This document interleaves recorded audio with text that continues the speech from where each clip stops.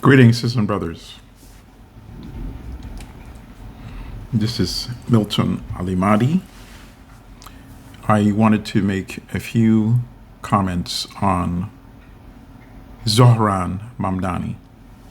I was about to say Mahmoud Mamdani, because that's the Mamdani whom I know. I know his father. In fact, I was at the wedding of a mutual friend.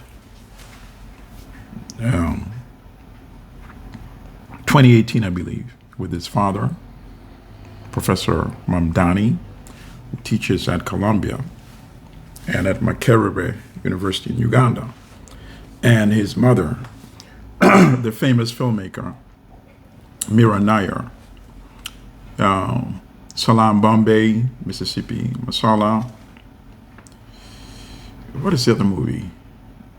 Is it Queen of Katwe? I hope it is. I hope I'm saying it right. And many other movies, right? Yeah, so I've had that picture on my Facebook page for years. And I knew of the son, Zohran. But it's only now that everybody is getting to know him as the winner of the Democratic primary for the mayoral election in New York City. So I wanted to say a few things. As a journalist, as a historian, as somebody who feels a part of the New York fabric, the United States, and the world. Young Mamdani's victory, he's 33 years old, has really taught us many things about the establishment. When I say the establishment, I'm referring to Democrats, Republicans, the oligarchy, and the defenders of the oligarchs, including the New York Times, right? So when you have the New York Times, so we learned from the New York Times that Mamdani, when he applied to Columbia, he checked off as Asian and checked off as black as well.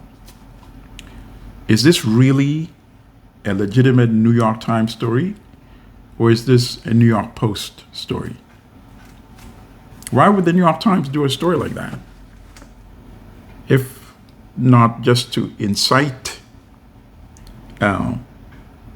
race division or race hatred.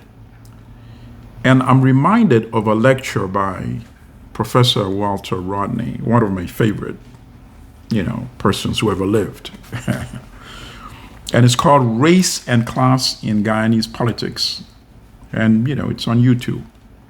And he talks about how the oligarchs, the ruling elite, the planter European class in Guyana, pitted African Guyanese against Indian Guyanese, kept them always, at each other's necks, while the European planter ruling class capitalists counted the money all the way to the bank. And it's still an issue today. This superficial, meaningless, unproductive race. What is race after all? All of us descended from African. All of us were once melanated, and then through tens of thousands of years, we took on different features. Essentially, we're all the same. So it's so nonsensical, but Walter Rodney explains it so well in that lecture. And then you realize how it's still relevant, even here today in New York, when you see the New York Times acting like the plantation owners did in Guyana. It's just mind-boggling and ugly. But it's understandable because society is changing dramatically. So another issue has been that, Mamdani did not win the black vote.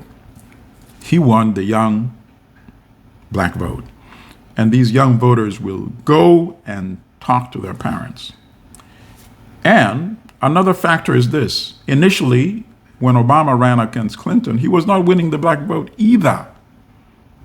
Because black people take their vote seriously, given the history of oppression, of African descendants in this country. They don't play around with their votes. So they want you to prove that you can win. Once Obama started beating Clinton, phew, he had all the black vote.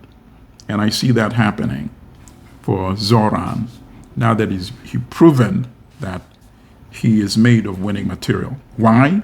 Because he's not afraid to say we cannot afford to have all these millionaires in a city of so many have-nots and so few have-a-lots, right? You're told as a politician, you can't talk about those things. You have to be cautious. No, he's speaking truth to power, and now we're discovering that people want to hear the truth, and they gave him their votes. So he's speaking to the issues. We live in a country where, for example, in the 1960s, the differential between income of a CEO to a worker was 20-to-1 ratio. Today, for companies in the S&P 500, the differential is 600-to-1. CEO earns 600 times more than the worker. And on average, it's about 300-to-1. Unsustainable. I've spoken about this on my WBI radio show many times, that I know a billionaire who told me, this is about 15 or maybe even 20 years ago, that Milton, we may have a revolution in the United States. And I was like, why would a billionaire be talking about something like that, unsolicited? And he said, because when I started making my money in the 1980s, there was a middle class. People could get one decent job, pay off their home, send their kids to school, retire, and have savings. Now it's impossible. People need 3 jobs just to survive. And he said, the establishment think they can use the military and the police to hold down the lid. And it's not going to work. It won't work. He said the revolution may not happen in his lifetime. He's in his 90s now, but most likely it might happen in my lifetime. You see? And over the last few years, we are seeing a lot of manifestations of that possibility. And that also explains the emergence of a person like Trump, the oligarchs making their last stand, because they know what this very wealthy person actually told me. He can't be the only one that is seeing the signs on the wall. So I bring all this up to say Mamdani is speaking to those issues. He said, we can't have all these billionaires. And people are like, whoa, how can you say that? Well, a lot of people believe that. But here's the irony. Now you have so-called Democrats, Eric Adams, Cuomo, all sounding like Republicans. And you have the so-called Democratic establishment reluctant to endorse the person who won the Democratic primary. I think for some people, racism is so deep-seated, they don't even know it until it reveals itself in moments such as this, But I think it's very difficult to beat a candidate like Mamdani, who is advocating hope, selling hope, just like Obama did many years ago. But of course, there's a vast difference, with their political orientation. Obama sold hope, but he was part of the tradition establishment. Mamdani sells hope, but he's also saying that we need to change this establishment. And he's not afraid to say he's a democratic socialist. And the Times of today actually calls for a candidate like Mamdani.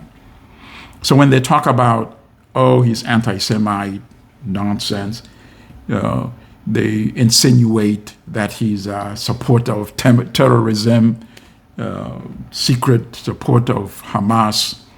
They talk about his Islamic faith. It's not really Mamdani, the person that they fear. They fear the template, that this template could be duplicated in other parts of the United States, where somebody can say, we can't have this vast income and wealth gap and sustain society. It can't happen.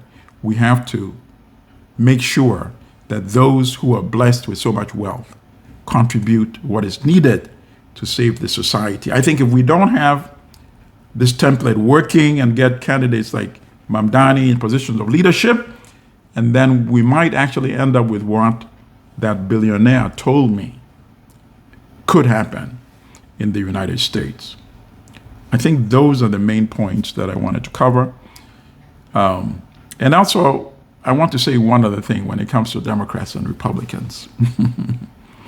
Many years ago, I think it was in 1985, after he'd already left, retired as president, he was still the chairman, I think, of the ruling party in Tanzania. The late Julius Nyerere, one of my favorite human beings as well, was being interviewed by an American journalist or a Western journalist. And Nyerere said, the United States and the world would be such a much better place if the U.S. had an opposition party. And the reporter said, what do you mean, Mr. President?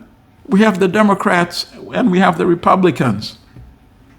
Nyerere said, that's the problem. There's no opposition party because both of them are capitalist and both of them are imperialist. And now you're seeing that true nature manifest itself in the New York elections.